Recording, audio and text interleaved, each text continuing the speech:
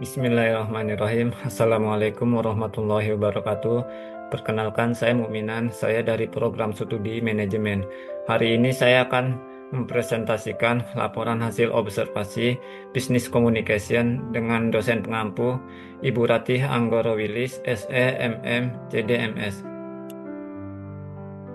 Langsung saja di sini ada daftar isi. Yang pertama yaitu profil singkat sekolah, yang kedua struktur organisasi, yang ketiga gambaran pola komunikasi, yang keempat hasil analisa, yang kelima kesimpulan dan saran, dan yang keenam yaitu lampiran. Yang pertama yaitu profil singkat sekolah SMAN 91 Jakarta. Pendidikan adalah sebuah proses mengubah sikap dan tata laku seseorang atau kelompok orang dalam usaha mendewasakan manusia melalui upaya pengajaran dan pelatihan. SMA Negeri 91 Jakarta berdiri sejak tanggal 1 Juli 1986 sebagai lembaga pendidikan formal yang berlokasi di perumahan Kapling PTB DKI, tepatnya di Jalan Lembah Lontar, Pondok Kelapa, Durensawit, Jakarta Timur.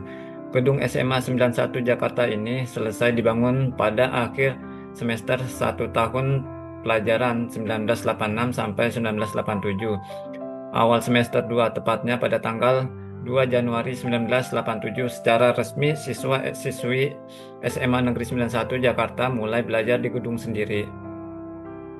Yang kedua yaitu struktur organisasi tata usaha. Di sini pimpinan tertinggi dipegang oleh kepala sekolah. Di bawah kepala sekolah yaitu ada kepala tata usaha dan ada wakil kepala sekolah. Di bawah kepala tata usaha ini ada administrasi keuangan, administrasi barang, administrasi kesiswaan, administrasi persuratan, administrasi operator, perpustakaan, satpam, dan terakhir kebersihan. Dan di wakil kepala sekolah ini ada di bawahnya yaitu staf bidang sarana prasarana, staf bidang kesiswaan, dan staf bidang kurikulum.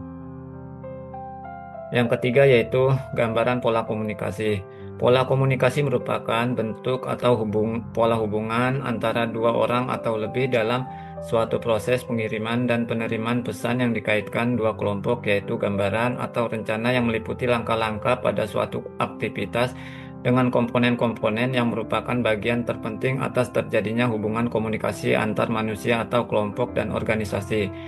Tujuan pelaksanaan penelitian ini adalah untuk mengetahui siapa saja upaya yang perlu dilakukan dalam menerapkan komunikasi yang baik agar dapat meningkatkan kinerja karyawan di SMAN 91 Jakarta. Sengaja menyatakan proses organisasi tidaklah selalu berjalan mulus. Tentunya akan banyak terjadi hambatan pada perjalanannya. Hambatan yang sering muncul adalah hambatan komunikasi, karena komunikasi adalah kunci utama dalam kesuksesan organisasi mengingat banyaknya orang yang terlibat di dalamnya. Hambatan tersebut tentunya bukan menjadi suatu pengganjal dalam organisasi, karena semua hambatan pastinya dapat diselesaikan dengan baik dan tepat. Pola komunikasi di SMAN 91 Jakarta ini lebih banyak pola komunikasi vertikal horizontal, di mana pola komunikasi vertikal merupakan komunikasi yang mengalir dari suatu tingkat dalam suatu organisasi ke suatu tingkat yang lebih tinggi atau tingkat yang lebih rendah secara timbal balik. Dalam lingkungan organisasi, komunikasi antara atasan dan bawahan menjadi kunci penting kelangsungan hidup suatu organisasi. Di SMAN 91 Jakarta ini, pola komunikasi ini lebih sering diterapkan di mana informasi-informasi mengalir dari tingkat yang lebih rendah ke tingkat yang lebih tinggi. Setiap karyawan menginformasikan kepada Kasubag Tata Usaha mengenai apa saja yang telah dilakukan, persoalan kerja yang belum diselesaikan, memberikan saran atau gagasan. Begitu juga sebaliknya, Kasubag Tata Usaha akan memberikan informasi atau instruksi terhadap karyawannya tentang pekerjaan yang harus dilakukan. Di bawah ini adalah gambaran pola komunikasi karyawan yang lebih banyak dilakukan di SMAN 91 Jakarta. Pimpinan tertinggi yaitu dipegang oleh kepala atau Kasubag Tata Usaha, di mana di bawahnya ada administrasi operator, administrasi kesiswaan, perpustakaan, administrasi barang, satpam, dan kebersihan. Di sini pola komunikasi ini yaitu administrasi operator, di mana seumpamanya eh, Kasubag Tata Usaha mengkomunikasikan jika ada eh, Seperti contoh, siswa masuk ke dalam database, operator akan menginputnya. Selanjutnya, seumpamanya sudah diselesaikan tugasnya itu, operator akan mengkomunikasikan atau melaporkannya kepada Kasubag Tata Usaha. Selanjutnya di sini yaitu administrasi kesiswaan, di mana di sini eh, Kasubag Tata Usaha akan melaporkan jika siswa ini dimasukkan ke data atau buku induk, dan selanjutnya bagian kesiswaan ini akan mencatatnya ke dalam data induk atau buku induk. Selanjutnya itu administrasi perpustakaan, di mana jika ada barang atau sejumlah buku yang akan masuk ke sekolah, Kasubag Tata Usaha ini akan menginformasikan ke bagian perpustakaan, dan selanjutnya bagian perpustakaan ini akan memasukkannya atau mendatanya buku-buku yang sudah masuk. Selanjutnya itu administrasi barang. Kasubag Tata Usaha akan menginformasikan jika ada barang yang akan masuk, dan bagian barang akan mencatatkannya sesuai jumlah barang yang sudah masuk. Selanjutnya, Satpam. Jika Kasubag Tata Usaha akan selalu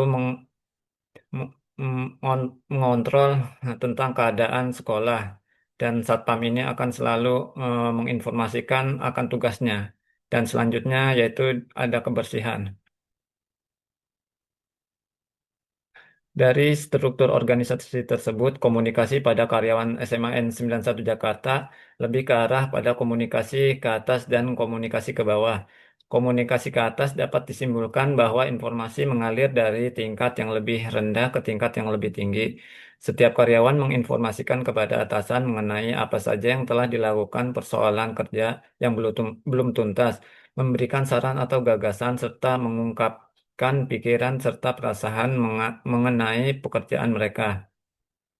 Komunikasi yang mengalir dari level level kepala tata usaha ke staf biasanya berupa instruksi kerja, kebijakan sekolah maupun evaluasi kinerja.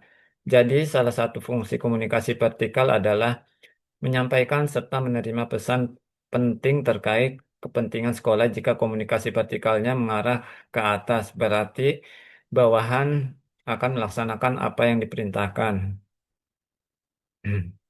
Selanjutnya itu, sedangkan untuk para staf karyawan menggunakan pola komunikasi horizontal, di mana komunikasi horizontal adalah interaksi yang terjadi antara karyawan pada level hierarki yang sama dalam suatu organisasi. Jenis komunikasi ini bersifat kolaboratif, tidak melibatkan atasan bawahan, dan bertujuan untuk meningkatkan koordinasi, efisiensi, serta hubungan kerja. Komunikasi ini berlangsung antara karyawan dengan karyawan lainnya yang jabatannya setara. Berikut ini adalah beberapa jenis komunikasi horizontal pada karyawan SMA 91 Jakarta, yaitu komunikasi tatap muka. Contohnya itu diskusi saat istirahat dan rapat tim. Komunikasi digital, contohnya yaitu chat via WAG. Selanjutnya itu komunikasi tertulis dengan contoh notulen rapat. Sedangkan pada pola komunikasi diagonal atau silang sering juga dilakukan oleh karyawan ketika di waktu tertentu saja, di mana komunikasi diagonal di sekolah adalah interaksi yang terjadi lintas jabatan tanpa mengikuti jalur formal. Sebagai contoh, guru berbicara langsung dengan staf tata usaha tanpa melalui wakil kepala sekolah, serta siswa yang berkoordinasi dengan staf perpustakaan tanpa izin guru kelas. Akan tetapi di balik pola komunikasi diagonal atau silang ini ada dampak negatifnya, diantaranya yaitu yang pertama yaitu atasan merasa dilewati, misalkan kepala sekolah tidak diinformasikan. Yang kedua yaitu siswa terlalu nyaman melewati guru. Yang ketiga, informasi tidak terdokumentasi karena atasan tidak dilibatkan dalam komunikasi diagonal ini. Selanjutnya yang keempat yaitu hasil dan analisa. Berdasarkan hasil observasi pada karyawan SMA 91 Jakarta, pola komunikasi yang lebih sering dipakai adalah pola komunikasi vertikal ke horizontal. Komunikasi banyak dari atas ke bawah maupun dari bawah ke atas. Dengan arti informasi mengalir dari tingkat yang lebih rendah ke tingkat yang lebih atas maupun sebaliknya. karena komunikasi tersebut lebih umum dan dominan dipakai pada instansi pendidikan, khususnya di dunia pendidikan saat ini. Sedangkan pada pola komunikasi diagonal atau silang hanya diperlukan sewaktu-waktu saja. Selanjutnya yaitu gaya kepemimpinan. Setelah saya melakukan observasi di SMA N 91 Jakarta ini, gaya kepemimpinan lebih mengarah ke partisipatif. Komunikasi ini dikembangkan dalam dua arah. Kepala tata usaha memberikan kesempatan stafnya untuk memberikan ide yang bermanfaat untuk mengembangkan di dunia pendidikan. Kepala TU memberikan kesempatan pada staf karyawannya untuk berkomunikasi dalam mengutarakan pendapat. Jika terdapat perbedaan pendapat, Kepala TU akan memberikan bimbingan dan penjelasan lebih lanjut. Kepala TU juga akan memberikan koreksi terhadap karyawan untuk mengevaluasi guna meningkatkan kinerja dalam bagian ketatausahaan. Selanjutnya itu peran kepala tata usaha dalam suatu lingkungan kerja. Kepala tata usaha memegang peran penting dalam menunjang kelancaran administratif operasional di satuan pendidikan. Di antara tugasnya yaitu mengkoordinasikan atau mengawasi pelaksanaan administrasi sekolah seperti surat menyurat, arsip, dan dokumentasi. Memastikan kelengkapan administrasi kepegawaian, kesiswaan, dan prasarana, serta menyusun laporan administratif untuk kepala sekolah dan instansi terkait. Dengan kata lain, kepala tata usaha adalah motor penggerak di balik layar yang memastikan sekolah berjalan efisien secara non-akademik. Tanpa administrasi yang baik, proses belajar mengajar bisa terganggu. Selain itu, peran kepala tata usaha di lingkungan pendidikan sangat penting dan beragam. Secara umum, mereka bertanggung jawab atas manajemen administrasi dan operasional sekolah atau lembaga pendidikan seperti mengakomodir kebutuhan warga sekolah. Meskipun tidak langsung mengolah guru, Kepala TU sering membantu dalam hal administrasi kepegawaian, seperti pengurusan absensi, pencatatan cuti, dan administrasi kepegawaian lainnya.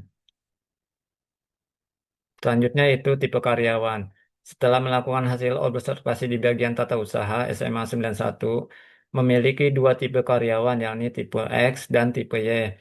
Secara umum atau garis besarnya tipe X sebesar 30%, sedangkan tipe Y yaitu 70%. Pada karyawan tipe X hanya bekerja ketika diawasi atau diperintah, serta tidak memiliki dorongan untuk menyelesaikan tugas di luar tanggung jawab minimal. Cenderung menyalahkan faktor eksternal, rekan kerja, sistem, dan atasan jika ada masalah. Ketika tidak diarahkan dan diawasi, akan terjadi sedikit kesalahpahaman atau ketidakjelasan dalam informasi dan hasil akhir pekerjaannya. Sedangkan selanjutnya yaitu tipe Y, karyawan ini sudah mandiri dan sudah melakukan tugasnya dengan baik, akan tetapi mereka tetap membutuhkan panduan dan feedback untuk memastikan bahwa kreativitas dan inisiatifnya selaras dengan tujuan sekolah dan juga pendekatan terbaik adalah kolaboratif bukan otoriter. Di sini ada jenis tipe karyawan. Tipe X yaitu karyawan cenderung pemalas, bekerja hanya ketika diawasi atau diperintah, enggan mengambil keputusan atau inisiatif baru. Di dalam penyampaian informasi terkadang tidak jelas, rasa tanggung jawab terhadap pekerjaan masih kurang. Selanjutnya untuk tipe Y yaitu karyawan tipe ini dapat menangkap informasi dengan jelas, juga aktif dan mandiri dalam menyelesaikan tugas serta dapat menyelesaikan informasi yang tidak jelas, memiliki tanggung jawab yang lebih besar terhadap pekerjaan, dan yang terakhir yaitu melakukan pekerjaan tanpa harus diawasi. Yang kelima yaitu kesimpulan dan saran. Pada pola komunikasi yang dilakukan sudah cukup baik pada karyawan tata usaha, pola komunikasi vertikal horizontal ini sering digunakan, di mana informasi penting mengalir dari tingkat yang lebih rendah ke tingkat yang lebih tinggi. Setiap karyawan menginformasikan kepada kepala tata usaha mengenai apa saja yang telah mereka lakukan. persoalan kerja yang belum diselesaikan, memberikan saran atau gagasan. Begitu juga sebaliknya, kepala tata usaha memberikan informasi atau instruksi terhadap karyawannya tentang pekerjaan yang harus dilakukan. Selanjutnya, untuk gaya kepemimpinan yang diterapkan kepala TU sudah cukup tepat, di mana kepala TU memberikan kesempatan kepada staf karyawan untuk berkomunikasi dalam mengutarakan pendapatnya. Hanya sedikit masalah yang terjadi pada pola komunikasi, terutama pada karyawan X, karena karyawan hanya bekerja saat diperintah dan diawasi saja, dan juga sedikit pasif dan harus selalu dibimbing oleh pimpinan. Begitu juga dengan penyampaian informasi untuk tipe X pada pekerjaan sehari-hari kurang jelas dan selalu melakukan kesalahan yang sama. Komunikasi pimpinan dengan karyawan adalah proses interaksi antara atasan dan bawahan dalam suatu organisasi untuk penyampaian informasi, arahan, umpan balik, atau motivasi guna mencapai tujuan bersama. Komunikasi yang efektif antara pimpinan dan karyawan adalah kunci produktivitas, inovasi, dan iklim kerja yang positif. Dan yang keenam adalah lampiran. Di sini ada pola komunikasi dengan dengan kepala sekolah dan staf karyawan. Begitu juga di sini ada kepala tata usaha. Terima kasih. Demikian presentasi dari saya. Sampai jumpa di video selanjutnya. Assalamualaikum warahmatullahi wabarakatuh.